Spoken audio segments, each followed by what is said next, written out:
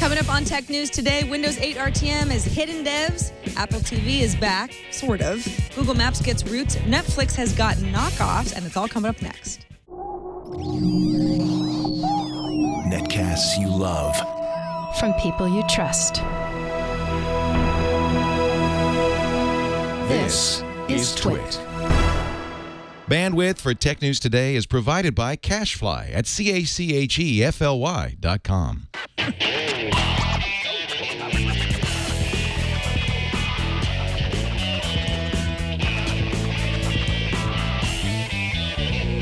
This is Tech News Today for Thursday, August 16th, 2012. Tech News Today is brought to you by Hover.com. Hover is domain name registration and management that's simple. For 10% off your new domain, go to hover.com/TNT and enter show code TNT. And by Ford. Ford invites us tech geeks to join the conversation. Submit ideas and grab a Tech Geek badge at social.ford.com. Welcome to Tech News Today. I'm Sarah Lane. I'm Iyaz Akhtar. And I'm Jason Howell. And Tom Merritt is on vacation because that's what Tom Merritt does every so often. Every single day he's on vacation. But the tech news doesn't stop. Nope. Whether or not Tom is here. Well, it is August. It could kind of stop. That's true. Well, I mean, come on now. We got a good show ahead of us. A lot of news breaking. It is August. It is August. But the news must go on, so let's start off with the top 10 stories of the day in the Newsfuse.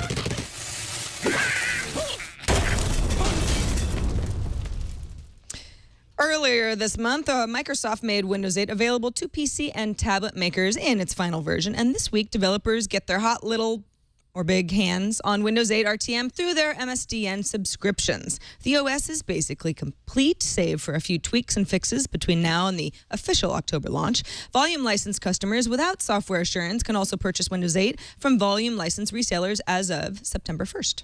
The Department of Justice approved Verizon's deal with Spectrum Co. to buy unused spectrum under conditions that limit the company's agreements to sell each other services. The DOJ said if the deal was left unaltered as the original proposal, the customers would be hit with higher prices and lower quality. However, by accepting the DOJ's conditions, the agency says competition will be promoted.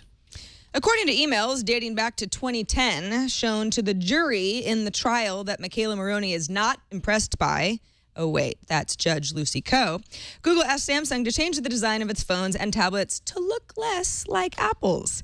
Quote, since it's too similar to Apple, make it noticeably different, starting with the front side, said the message, which stemmed from comments by a senior designer at Samsung, referring to one of Samsung's tablets. Lenovo reported some quarterly financials. The company increased its first quarter profit by 30%.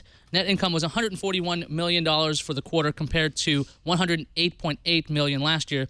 During an earnings call, though, Lenovo's CEO mentioned that the company was not pleased that Microsoft is entering the hardware game as a competitor, but Lenovo will provide better equipment than everybody, including Microsoft. The Apple TV rumors are back and better than ever. Actually, they're not really much different than what they were a few months ago. The story is Apple wants to work with U.S. cable operators to let their consumers use Apple devices as set-top boxes for live television and other content. This could prove attractive to the operators who either want to get out of the set-top business, feel that the next logical step is this after they've already created their own iPad apps, or both. Then again, letting Apple gain a foothold in the TV biz could be just scary enough to keep actual deals at bay. Look up in the sky. It's a bird. It's a plane. No, wait. I think it's a satellite broadband system. Watch out! Bloomberg reports that Dish is prepping a nationwide broadband internet service. Now, Dish would use EchoStar 17, the satellite, which is owned by a sister company, EchoStar. Download speeds could reach 15 megabits per second, but when Dish launches this, well, if it launches it, it will offer rates of about 5 megabits per second for capacity. The system could handle approximately 2 million customers. Hooray, competition. WikiLeaks founder Julian Assange has been granted political asylum by the Ecuadorian government after taking refuge in its London embassy. The asylum decision follows a UK Supreme Court ruling in May authorizing Assange's extradition to Sweden to face questioning over alleged sexual crimes. Ecuadorian Foreign Minister Ricardo Patino said his government had given the matter extreme and careful consideration. But Assange won't get safe passage out of the country.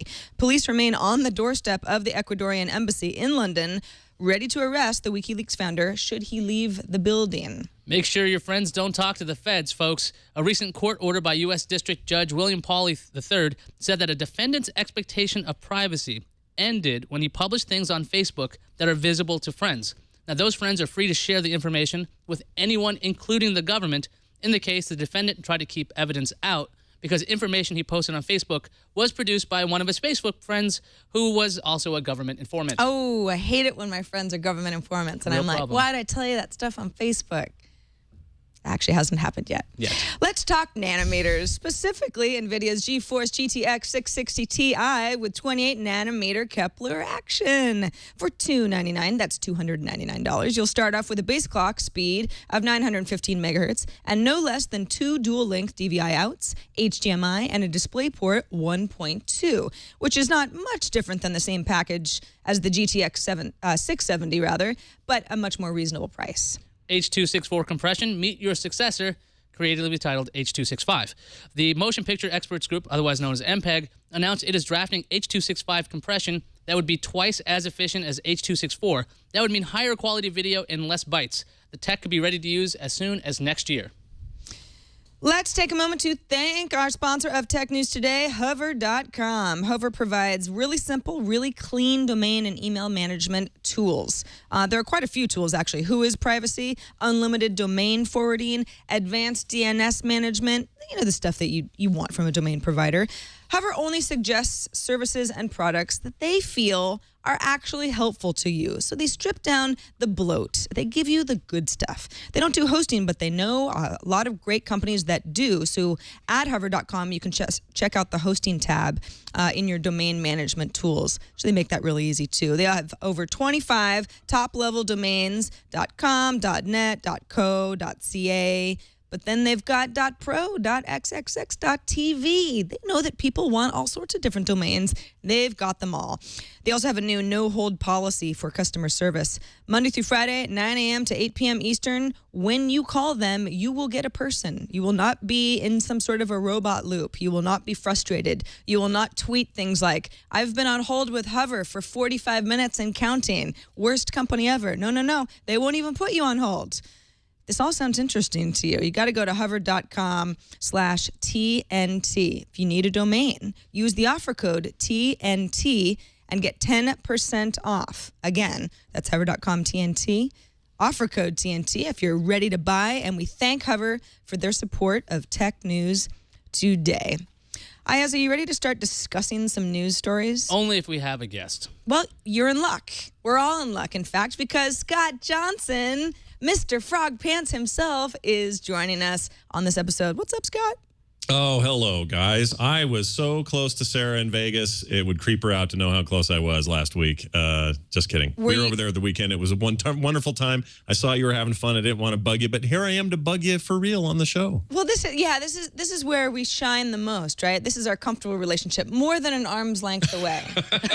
That's right. You can barely That's even right. touch the monitor. Thanks for having me on, guys. I'm stoked to be here. And just so you know, Tom did not take the vacation just because I was coming. He did that voluntarily. Yeah, as far it's as you know. just a Happy real coincidence. A happy coincidence There's for a all. shock. For all. So, Iyaz, let's start off with some Windows 8 RTM news. What is the let's latest? do it. Yeah, so Windows 8 RTM is available on MSDN and TechNet. So of course, a lot of the blogs are putting up what's different between RTM and the previous edition of it. I think it was the RC. Now, one of the first things you'll notice if you go to Jason, if you go to the Ars Technica thing, is that there is an intro video because Microsoft has to explain how the heck do you use Windows 8 considering it's like the first time since 1992 that there's a different user experience. So there's a very short video that plays in the beginning. It'll show you to swipe from any edge. And apparently Ars Technica says that there's no obvious way to rewatch that video. So if you don't pay attention that first time, you could create another user account and maybe see it again. But or hopefully you could watch it on YouTube. But it's not exactly easy to find, unfortunately. Also, desktop apps got a bit of change on Windows 8 for RTM. So before, it used to have a lot of text and a tiny icon. I believe it's lower on the screen somewhere on Ars Technica. One more. So if you're watching the video, you just passed it. It's Notepad. It used to be that desktop apps looked different when you put it as a tile on your start screen. Now, Microsoft has changed it so it's more consistent with other Metro-style apps. I know it's not called Metro. I'm just going to call it Metro for now. You're not supposed to call it Metro, Iyaz. I know. They'll ban you from the Windows Store. It looks more like the other Windows 8 new user interface tiles, Sarah. There you go. That's a team player. Other icons got some, some cosmetic changes. And Arrow fans, really bad news. It's almost entirely dead. The only remnant left is a translucent taskbar that takes the hue from like your wallpaper, the dominant hue, and then puts a gradient there. You can also change that if you want to. The last bit of Arrow that's just clinging for life is the installer. There's actually a bit of Arrow glass in the window there, but that's gone completely. Windows 8 desktop theme flattened completely, so it's not supposed to jar people. There's that old remnant from Arrow glass if you're watching the video. Ars Technica did have an issue with the fact that the start screen and desktop screens, they don't share a color scheme. So if you set up your start screen all purple or green, it doesn't matter because your desktop will be a totally different experience. So it might not have this same cohesive feel.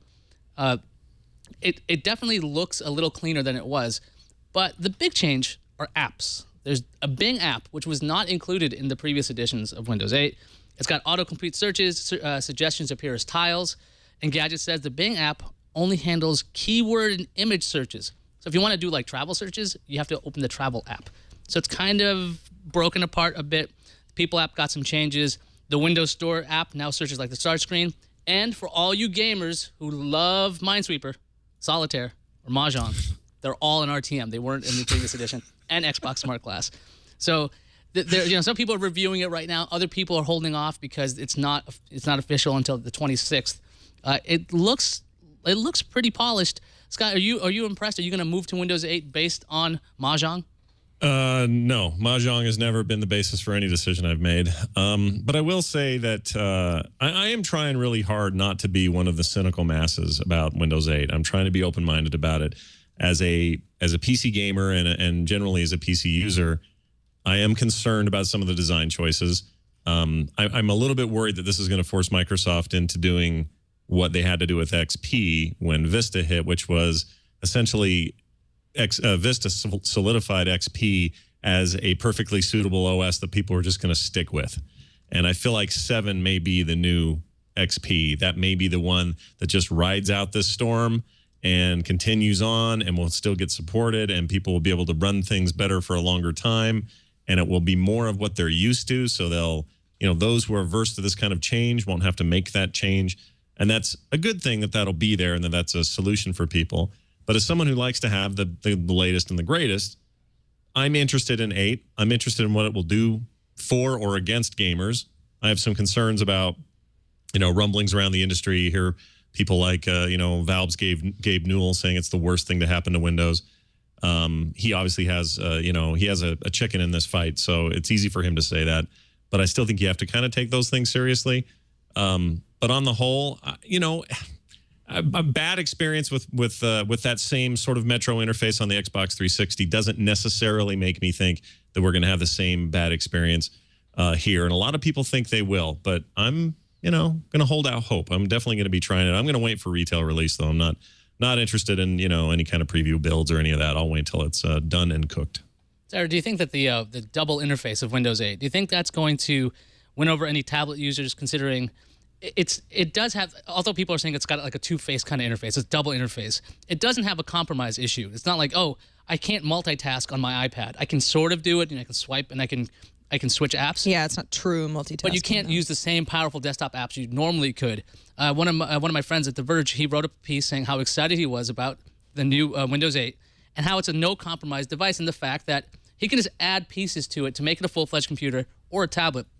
Do you think that Windows 8 is going to pull people away because it doesn't have this limitations that current tablets have? Yeah, I mean, I think that's why people are going to buy Windows 8 tablets, right? Because they can do everything that they want to do. It's much more of a traditional computer experience. So yeah, it's a tablet interface, but really it's just, a computer that's not a laptop. That said, the more I look at these designs, now that I'm really, really familiar with the Windows 8 Metro, sorry, I said it too, interface, but it's the way that we'll all be on the same page. I start to feel like it's looking messy. The squares are all various sizes and shapes, and there's a lot of colors. And like you said, it can be a little bit jarring going back and forth between, your purple background, and then you go to your traditional Windows desktop, and there's not really a cohesive theme there. But that's okay. So you look at, for anybody on the video view, that is like somebody just threw up all over Windows 8 tablet. Yeah, at a glance, do you really know what you're looking at? But maybe our eyes aren't trained to know what they're looking at. Sure. You know what I mean? I think if this was the tablet that I used all day, every day, or even a phone, quite frankly, it probably would bother me less. But then again, I don't think that people on Windows tablets care about that as much because they want to be able to do the stuff that they want to be able to do. It's function over form. Now, that image that's on the video, again, this is a feature called tattoos. You can make your start screen customized. That is not a default one that you put in. You can. This is more default. Okay, that's one of the more understated still, to me, versions. is a little bit like, there's a mishmash here. It's a puzzle piece. Where's my stuff? Yeah, the design choice that they went with is a little bit unusual. It's like you're looking at a bit of some sort of strange hybrid web page. And I have other concerns, structural concerns, like I'm interested in a Bing app. That sounds interesting to me. But does that Bing app going to give me results exclusively in Explorer? Can I tie that to Chrome? Can I tie it to Firefox? I think the biggest concern people have, and I share some of them, is the potential loss of openness that the PC has always been famous for and has been a triumph as a result of. And if they're losing some of that by forcing us down some of those paths and sticking us in an interface we're not used to, those are two very dangerous paths to go. Again, cautiously optimistic, but it's weird. It's just a little weird. And while you got to celebrate a company that says we're going to try something different, we're going to try to push this thing further into a new direction. We have smart people. We think we can do something new here. I think you want to celebrate that. It's just, did they get it right? And I don't think some of us with preview builds, maybe they have more of an opinion than those who haven't used it yet. But time will tell, and consumers will always tell. So let's see if we all flock to upgrade, or if we say forget it. I guess I'm like the only guy who likes seeing all that information at a glance. I know when I have my Android devices, I put up a bunch of widgets, and they're in different sizes, different shapes, and that doesn't bother me at all. It's just like my calendar's like 4x1, and then my bookmarks are over here. So having this this interface with just the rectangles and tiles, big deal. Like I just don't see why that's so jarring to a lot of people, because other than the fact if you're used to Windows, this seems like it's something completely different. As far as I'm concerned, this is something completely different. So I don't want to judge it based on the old stuff. If anything, like if you're going to start comparing things, that flattened UI on the desktop looks a lot like Windows 3. Like it looks really familiar.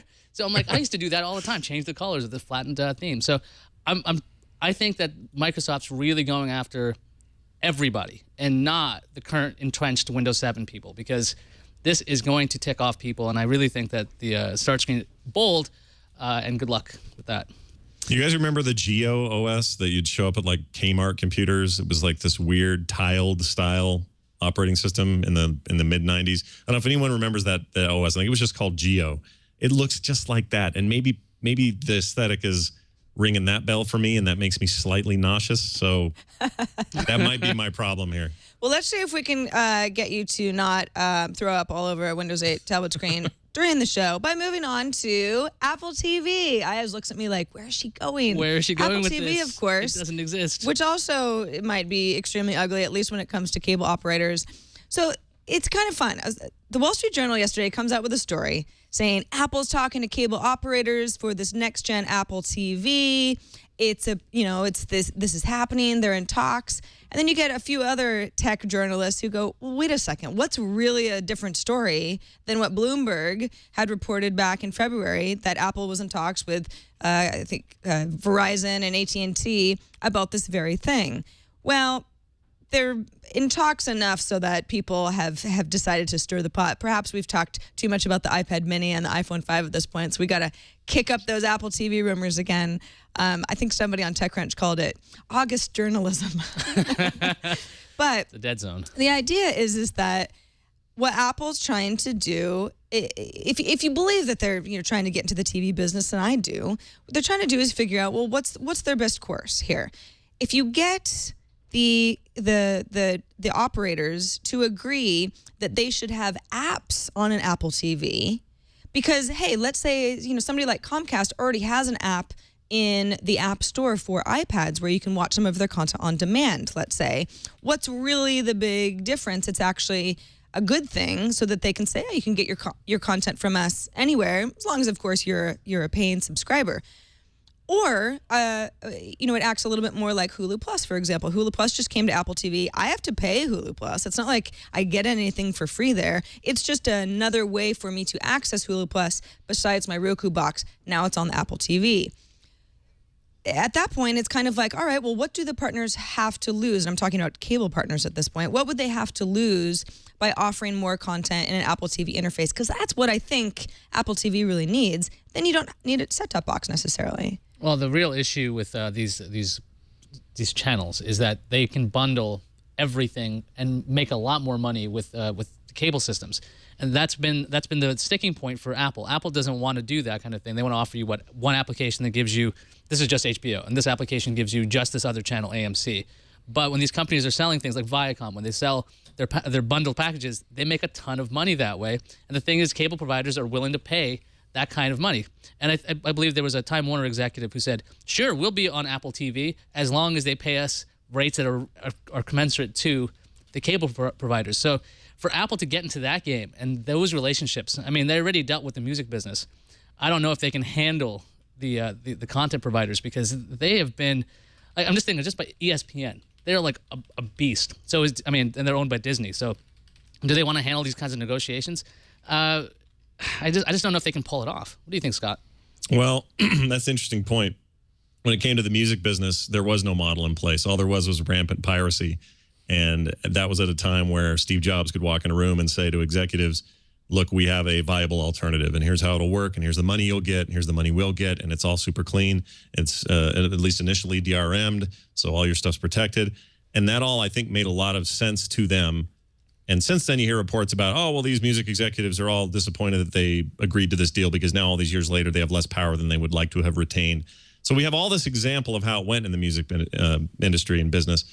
Then you've got television and film, and they're digging their heels in going, well, we're not just going to so easily give up the power. We've seen how that went, and it may have been good for consumers, but it wasn't so great for the industry. They've been diminished as a result. So what do we got to do to retain as much power as possible? I think they are going to be way tougher customers to deal with.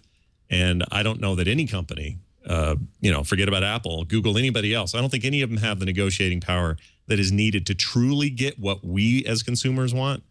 I think that's going to take a bunch of work. And I also think that, Sarah makes a good point about these don't have to be free pieces of content up on the store. They can be like their own individual apps. But then we as consumers eventually are going to start running into this problem. It's like, well, I've got the Comcast app, but that doesn't include Telemundo. So I better subscribe to this other guy's app. That's another $8 a month. And before you know it, you're nickel and diming yourself way higher than you were for anything you were paying for with cable. And on top of that, a heavy duty fee for whatever your internet connection is. I think it just starts to get a little bit crazy. And I think they know that. And I think that they still feel like the ace in their hole is, well, we've got this full package and it's already only $60 a month and people just get it and we'll come out and install it for free and we can sign them up for a contract. I mean, I don't feel like they're as motivated as music was. Music was like, we are being pirated to death. Film, not as much, plenty of piracy, but not as much. It's not the problem that it was for them. Yeah, I mean, even in the iTunes store, if I want to buy a season pass of Breaking Bad, for example, which I do every season, that's not 99 cents for a song, right? I mean, that stuff does add up. It's cheaper to me than having a monthly cable subscription to pick and choose the shows I want to watch, because I just don't want to watch that many shows. But that's not everybody's television habits, right? Yeah, I mean, Apple does have a huge advantage again. They have your credit card number in storage. So you can just simply say, I want to watch the Comcast app. I will pay a little extra for this thing, or I can just keep hitting one click effectively on your Apple TV or whatever device it's going to be. Because they have that information, they make it pretty easy to part with your money. That might be something that Apple could use as leverage with these companies, saying, look, it's different where the cable companies you can do VOD and you can do pay-per-view and that kind of thing. But we can really give you a ton of money ahead of time. I think the other sticking point, though, is going to be Apple's cut. They usually take 30%. And cable companies don't want to share that money. There's no way they're going to share that money. So it's going to be like probably some sweetheart deal if it ever gets through. Or then Apple, because they have more money than they know what to do with, and aren't giving enough dividends back to their shareholders, can just go ahead and say, you know what, I'm buying all rights to the NFL next year. So that's where you have to go if you want to get it, like a Howard Stern type model, right? And they just spend a crap ton of money. People go, well, this is ridiculous, but of course you have to watch the NFL. Then they get hooked on the Apple TV interface, and then they realize, well, there's a lot of other stuff here that I can also get. I really like this Apple TV thing. And then the NFL is like, crap. Now we got to stay. that is like a psychotic version of what's going to happen, but it could be done. It might be cheaper to buy Dish. I think they could do that right now. Exactly.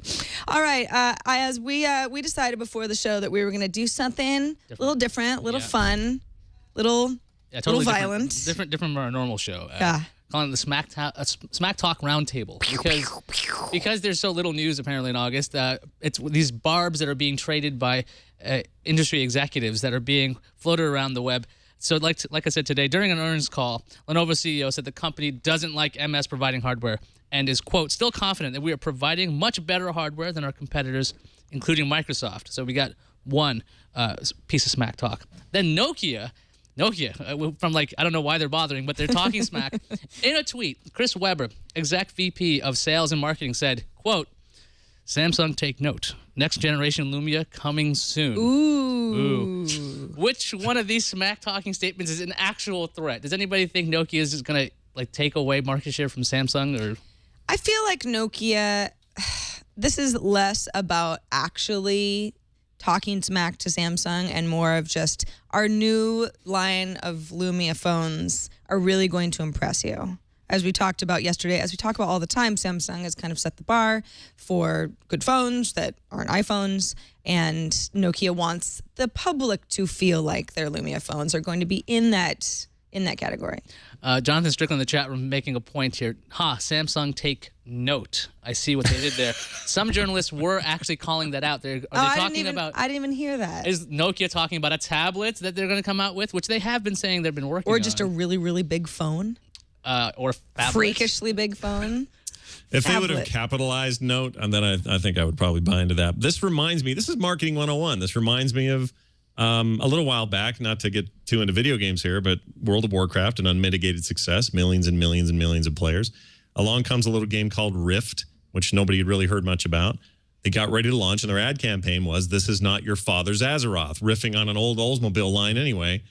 And it was like this, a little bit of smack talk and marketing. What they were basically saying is, hey, sure, you like WoW, but look at this one. This is like way cooler than that. And it didn't really ding their user base very much. They have a nice little loyal following, but they're nowhere near the 10 million that WoW has. They maybe are around 1 million, maybe sub that.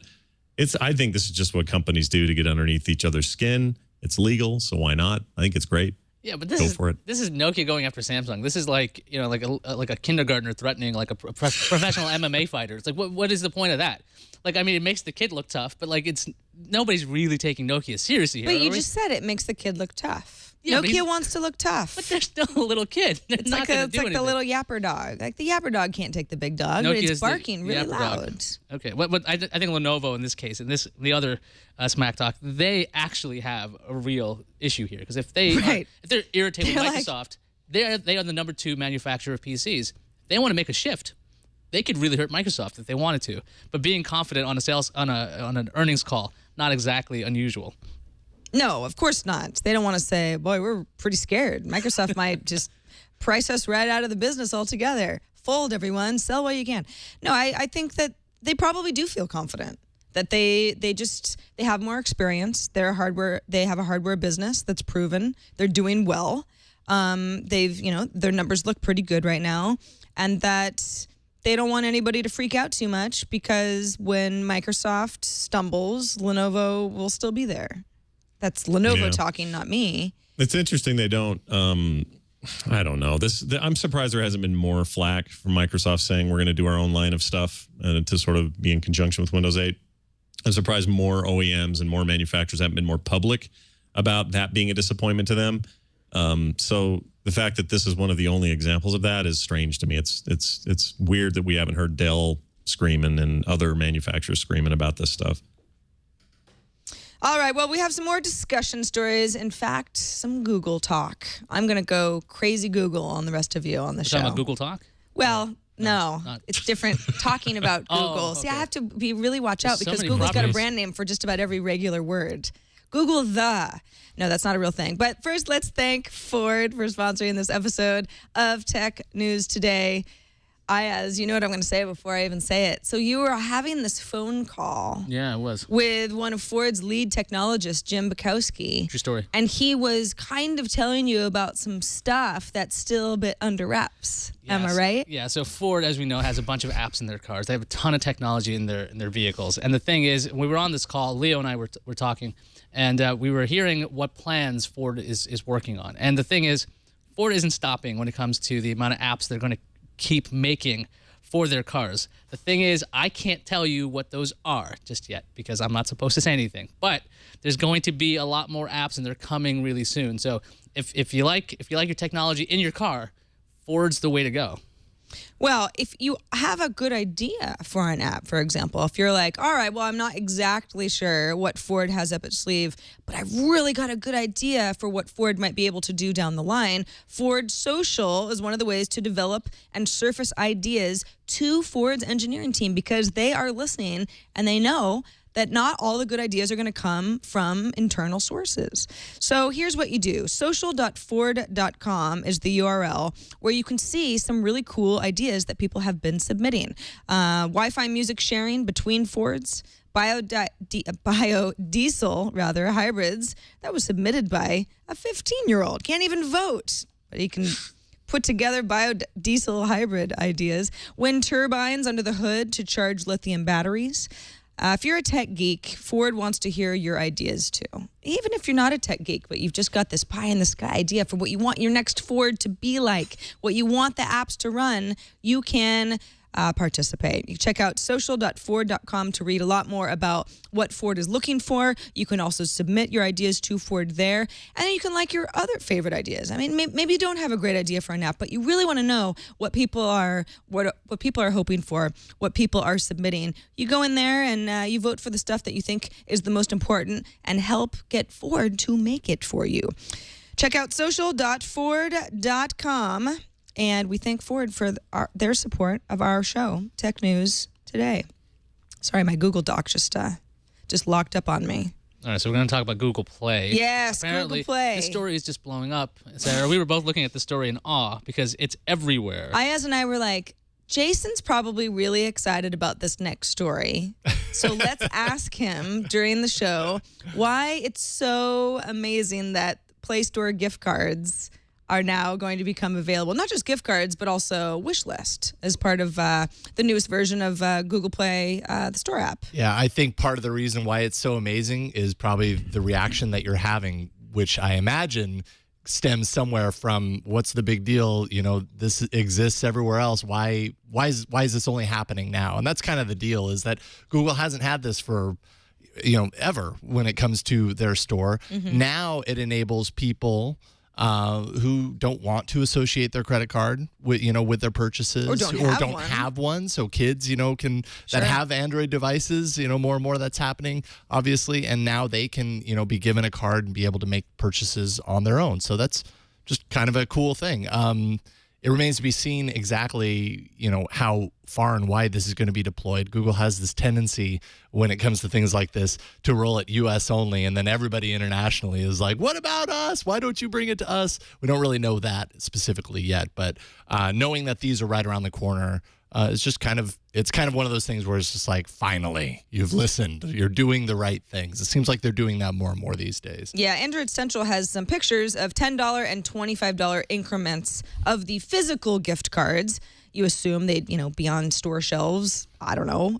We don't know Definitely exactly by the where they're going holidays, to be. hopefully. Yeah, Best Buys, Targets, Walmarts, that sort of thing. Like Jason said, we don't know if this is going to be U.S. only, worldwide rollout, or a few select countries. But we do see on these cards clearly Google Play branded. It says music, movies, books, apps, and more. Nice at the bottom, and nice little plastic wrapping. And yeah, I guess my initial reaction was, gee, I mean, people seem to be really excited about this online. What am I missing? And the reason is because I guess I was missing the fact that this was not available to anybody before now. And the wish list is also nice too. It's absolutely. You can, if I've got a gift card I want to give you, you can give me a really good idea of what you would buy with that gift card. I guess this is kind of like when Google introduced Gmail. It's like, well, it's email. Why is this a big deal? It's like, I guess because Google's doing it. I think that's about it. I think it's. I was looking. Well, Gmail also had those threaded conversations, and at the time, that was really different than what we'd all been used to. Very true. But the thing is, I was looking at the other Android sites and other stories, and apparently the information about the gift cards was first found in an APK that was decoded. To find the gift card code was in there. I'm like, wow, you guys are just really going for it. They do. I mean, once, I think the new Google Play APK store, hit online, and I think I might be wrong here. I think it was Android Central or Android Police, who had really taken a close look. These Android blogs and sites, that cover Android news, they all want to get this information, so they're very used to diving into the code of these releases to find these nuggets. And I don't know, I think really the big deal here is that it's a no-brainer that this should have been there all along. It's kind of crazy that they haven't had it yet, and now they do, and that's going to be great for kind of the progression of Android going into the holiday season if they're available by then. Just enabling people to gift these things just makes the ecosystem that much stronger. Well, in Google's defense, I mean, they how long's Play been around? I mean, since Play was a formal introduction, it really hasn't been that long. So this feels like it hasn't been that bad at all in terms of timing. I wonder if you could somehow connect a Google Play gift certificate to Google Wallet. I would think it would be a workaround then. You won't have to use Wallet. That was the thing. Because I know you have to set up Wallet when you wanted to buy a device. That's what I do for my Nexus 7. I wonder if I had a bunch of these gift cards where could I avoid using Google Wallet? Because then my information But that's still, that's not what Google wants you to be like, oh, I'd like to avoid using Google Wallet. Well, I mean, if it gets you to buy something on their store, they probably don't care. Yeah, I guess they don't. More news in the Google galaxy. Google Maps now has schedules for more than 1 million public transit stops worldwide. There's actually 500 cities that have over 1 million transit stops in them worldwide. So it's not every city in the world, but it's a lot of the major cities. This is Google Maps for Android only, I should say, right off of the bat. So Android lovers, you're going to love this. iOS people, you're going to mumble and grumble. But it's really cool. So you can choose between train, tram, bus, or subway, depending on how you want to get from here to there. You can also see departure times and stops and the route in general and kind of knowing where you're going. There's also a My Places feature. So if you've got offline maps that are saved, they're easier to access, which is especially nice, when you don't have service. If you have location history enabled, which is an option, you can browse the places you've been on a daily basis with an updated location history dashboard. So again, very helpful as well for people who are using maps in transit on a regular basis. What's interesting about this to me is this is an awesome update. This directly competes with something like Hopstop, which I actually talked about recently on i5, which is our iPhone show that we have here on TWiT. But this is the sort of thing that would kill something like Hopstop if Google makes it look nice enough and it works well with Google Maps, because Hopstop, for anybody who's familiar with it, is extremely helpful as an app from getting from point A to point B, but it's not very good looking. It's a little bit convoluted. The interface is not perfect. What I've seen from Google Maps for Android is really nice. Yeah, I can't wait to see this integrate with Google Now. I mean, because if it's actually paying attention, if your Android device is paying attention to where you're going, and you're a commuter via trains, it could tell you ahead of time, okay, look, you're going to run into issues here, or there's a diversion this way. Because I've been using Google Now on my Nexus, and I like it, but it doesn't do everything I wanted to do. So this kind of these small features that are being added to every little app that Google has will go back into Google Now, making the Android phones way, way, way more interesting when it comes to this assistant ability, which is telling you, okay, don't go this route. Take the N instead of the R today. I'm obviously talking about New York subway lines. I'm not talking about BART. Yeah, I'm like N and the R. I've never seen that in Petaluma. This is also, it's interesting because iOS is obviously going forward with its new maps in iOS 6. We'll see more about that very soon. So you have to assume, well, Google has a lot of other standalone apps anyway. There's probably going to be a Google standalone map app coming.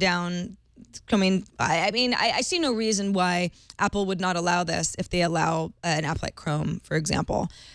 And it could be better.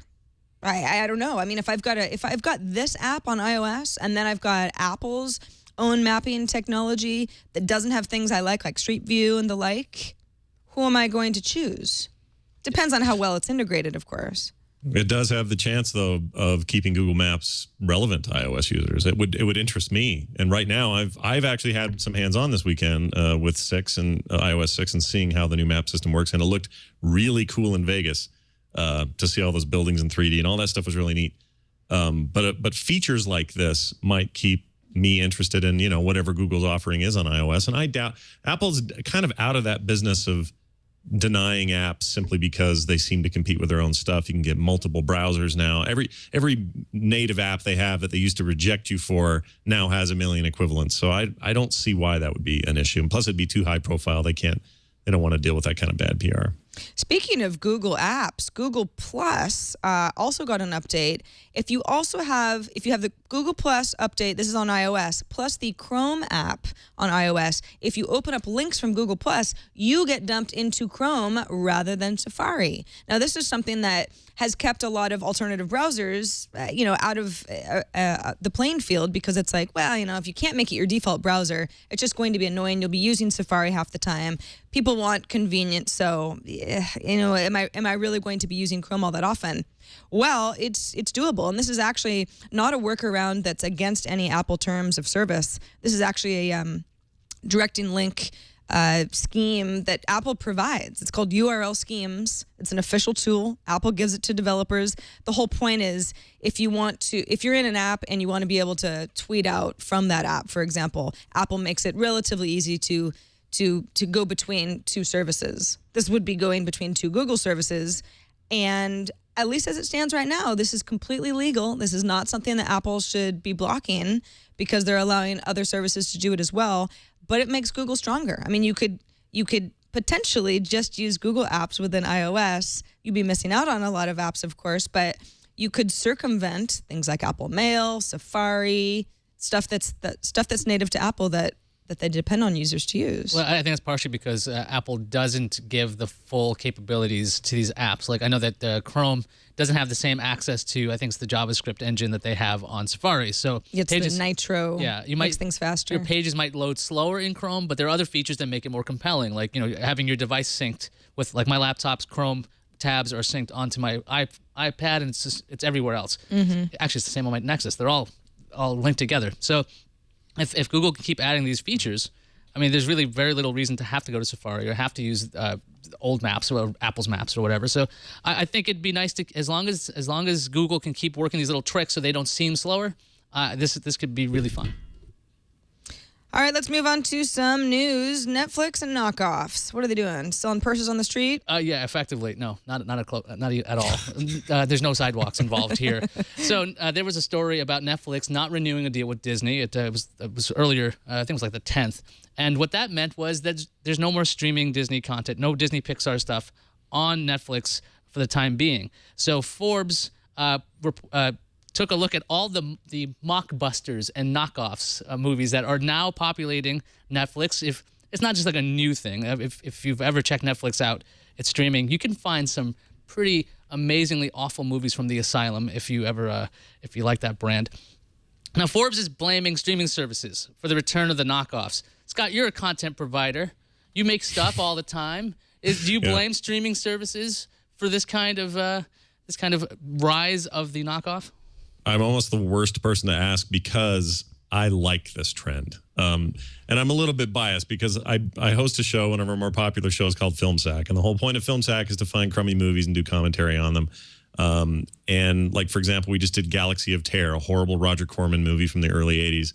And that'll be posted tonight. And without Netflix, we don't have that show because it is within its bowels that we find this trash. And it's not always trash. Sometimes we cover something kind of cool, but most of the time we are interested in things like Carnosaur and what was the one we talked about yesterday? Something about Piranaconda, whatever it may be. And they take these similar themes and sometimes just outright, like a Transformers ripoff and call it Transformation or something. Transmorphers. I've watched it. Transmorphers. That's it. Horrible, but great for us. Right. Exactly. So I'm kind of all for these crappy knockoffs, and I hope they don't stop. That being said, obviously it's in their best interest to have good quality entertainment where a mom and a kid can sit down and say, yeah, we want to watch WALL-E, not, WALL-E with a Y, and get screwed into watching some terrible, CGI ripoff of WALL-E. They want to see the real thing. So I think they're going to constantly be in the business of trying to get new contracts, re-upping contracts, figuring out ways to please people like Disney, who have such strong ties with Apple, and pull them back the other way. But I'm all for this. Let's keep having the crap flow. There's nothing wrong with it. Sarah, are you annoyed you can't get Happy Feet, but you can get Tappy Toes, a movie about dancing penguins? Well, no, this is not actually personally offensive to me, but I do hear from people with children constantly. In fact, Amber MacArthur, who I co-host The Social Hour with, is always saying whenever we talk about Netflix, I love Netflix because they have so much content for kids, and I can start making dinner, and I know that there's stuff on there that my son hasn't seen yet. And yeah, I guess WALL-E with a Y and WALL-E with an E. WALL-E with an E made me cry like a baby for 2 hours, right? WALL-E with a Y would make you cry. WALL-E with a Y would make me cry because it's just so badly done. But I don't know if I was a kid, how much of that is really getting absorbed. A lot of it is just, it's penguins with tapping. They're tap-toeing. Yeah, and there's a lot of TV content. And the TV content is still there. You got all the SpongeBob seasons. You got all this stuff kids can just get soaked into. So there's no lack of kids content or programming on Netflix. This is just an issue of, the big, 5-star Disney stuff is going to be a little bit weird. Right, and then you get into is this teaching our kids the wrong thing? Pixar obviously has very good messages to give the children of the world. I'm just thinking Chop about Kick Panda is Chop Kick Panda, not Kung Fu Panda. Right. But I mean, the thing is, if you have a cable package, that there's probably at least 100 channels that have just as bad content. Sure. So it's bundled in. So I don't think Netflix is responsible for this kind of behavior. But I remember going to this is old days, going into a store like Blockbuster and seeing these movies next to each other. You're like, how is Sherlock Holmes out now? Can't be. But then obviously it's a public domain book. People can make movies. And this is something that's been going on for a very long time. So if those major companies won't do business with Netflix, they'll find this other junk that people will watch anyway. So chances are they've already been carrying that other junk, like you've been saying, because companies that are creating these things want it distributed in any and every way possible. So they're not going to be against running it through Netflix. That's what they want. Yeah, same junk. Now streaming it. Yes. Let's move on to the randomizer. Randomizer. I love stories that sound like an outlandish way to clean up air quality. Iyaz, make it so. Okay, well, here's the deal. If you want to clean up city air, forget actual trees. Let's paint a 59-foot mural that looks like a tree that can clean up the city's air. How would that possibly work? It's just paint, right? It's made up of photocatalytic paint, which is a special substance which breaks down mononitrogen oxides, harmful chemicals produced by cars and other motor vehicles. I'm loving this idea. I don't know why you shouldn't paint everything with this. It breaks down the harmful chemicals, and then what happens? Do they just go away? Great question. I have no idea. Do they go down into the They soak in all the drinking water. Right. And everyone gets sick. Just I love the idea of this. I think that tree looks really cool. I love urban art, but yeah. I don't know. But why stick with a tree? Why not like a dragon or something? I mean, why not have like a helpful dragon instead of a tree? It's really friendly, but it's Puff, the magic dragon, who cleans up the air in this crappy apartment block. Apparently, according to studies, it's not known whether photocatalytic paint has a significant effect on air pollution. So, I guess you have to paint everything. You just paint it all and hope for the best. Yeah, some really really clean oxygen. Well, okay. Sounds good. It's a very nice mural anyway. Let's move on to the calendar. Okay, let's wish Internet Explorer a happy birthday. Happy birthday, Internet Explorer. We're going to send you a cupcake. I feel like Internet Explorer has a few different birthdays. I don't know it's which one of version those services. Yeah, and its teen years were rough. It was gangly, had no extensions back then. Well, I mean, there's the birthday where it was announced. Then there's the birthday where people were able to use it for the first time. Anyway, tomorrow, GDGT Live is in Seattle on the 17th. And don't forget, on September 5th and 6th, Nokia and Microsoft, actually on September 5th, Nokia and Microsoft is holding a Windows Phone 8 press event. And September 5th and 6th is Nokia World. So your world is not complete without Nokia. Woohoo! Let's see what's incoming. Incoming message. Got a voicemail from Daniel Cervantes from Malaysia's update on the internet blackout that happened there. Hey TNT crew, thanks for actually covering about the internet blackout protest for Section 114A. It has actually brought attention to the Prime Minister, and he has tweeted out that he will look into it. But for the Malaysian netizens, will still keep vigilant in terms of whether this act will be repealed.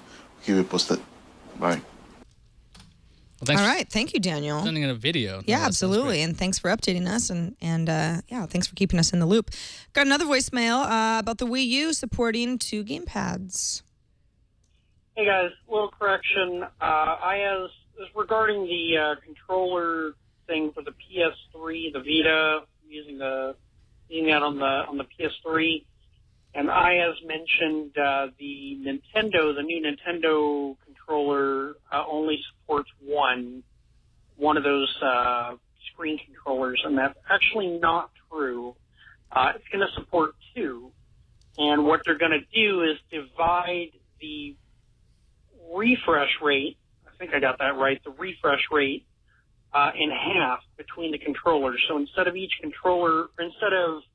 one controller doing 60 frames per second, we're going to split that and do alternating, so each controller will get 30 frames per second on the new Nintendo console when that comes out. So anyway, appreciate you. Yeah, thanks for that correction. I looked it up, and that's what it. I had no idea that it supported 2 because. Well, in your defense, Iyaz, that just happened at E3 in June. So their initial launch announcement the year previous, they said 1 controller only. So you weren't wrong up till June. And a quick correction, the GDT is live in Seattle today, actually. It's on the 16th, not on the 17th. Thank you in the chat room for correcting that. All right, we got an email from Jack who writes in, "Hey TNT crew, on episode 565, you guys showed that video from 1995 with the kids explaining the future. Well, I'm 13, and here's the future 20 years from now. To start, cats will still be popular. Duh. Food and other items will just appear as soon as you buy them. Everyone will be broke because of impulse purchasing. Everything will be streamed holographically or something, like lessons and class and work. It'll just take place at your house. And that other guy's house, too. Leo will be a robot. Cat food cupcakes will be all the rage. Thanks. Love the show." Aww. Thank you, Jack. Today's youth. They're great. With their big, crazy future ideas. I like the food one. Yeah, I don't know. That was such a good video. I showed it to everybody later on. They were like, "This isn't real. This is a parody made yesterday to make it look like 1995." And I said, "No, sir. This is a real video." This is what videos look like in 95. All right, that just about does it for episode 566 of Tech News Today. Thank you to Scott Johnson, Frog Pants Network, and podcaster extraordinaire. Tell everybody what's going on besides watching a lot of bad movies. Oh, there's a lot going on. The daily show or the morning show is going really well. Everything's going really well. But I would point, just for funsies, I'll point people to frogpants.com, where if you click the store link, you can see a portrait I made of Walter White, a bald bandage on the nose version of Walter White, and a caption that says, "Apply yourself."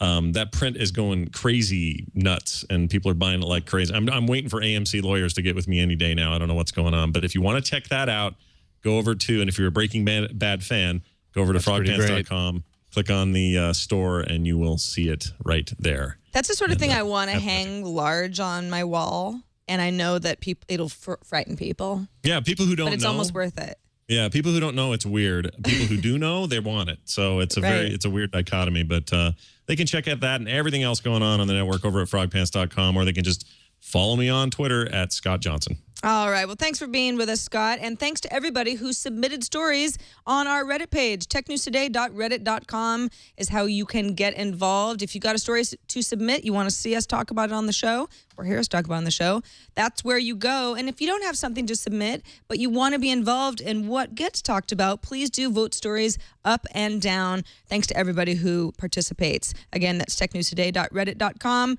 And thanks to all of you for watching and listening. You can write us at TNT@twit.tv.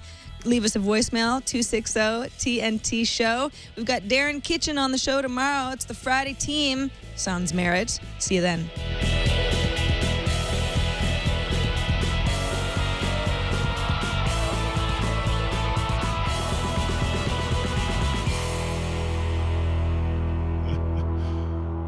It doesn't feel right dancing in this seat. I feel like I should be like... Maybe that's why Tom never dances, because it's the seat. If he would just sit in your chair Tom. for a while. That's a pretty good Tom.